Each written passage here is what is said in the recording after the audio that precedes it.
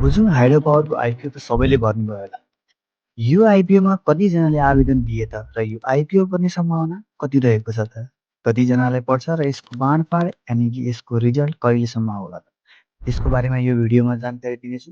यस बुझौँ hydro पावरले खुलाएको आइपिओमा अन्तिम दिनसम्ममा total मागभन्दा 37.09 गुणाले बढी आवेदन परेको छ र यो आइपिओ भर्नेको सङ्ख्या भनेको 26,65,174 जनाले भरेको छ र यो आइपिओमा आवेदन किता चाहिँ 3,07,84,820 किताको लागि चाहिँ आवेदन परेको छ र यो आइपिओ चाहिँ सबैलाई द किता पर्ने हो र किताले बाँडफाँड गर्दा चाहिँ आइपिओ पर्ने 83,000 जनालाई मात्र पर्नेछ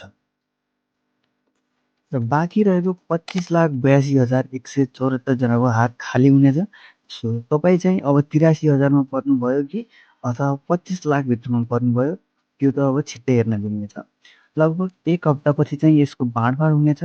कति कति भनेर एक्ज्याक्ट बाँडफाँड हुने यानि कि रिजल्ट आउने मिति चाहिँ अहिलेसम्म तोकेको छैन, किनभने भर्खरै त आइपिओ क्लोज हुँदैछ। अबको केही दिनमा चाहिँ सबै कुराहरू मिलाइसकेर कहिले रिजल्ट आउने यसको मिति तोकिनेछ।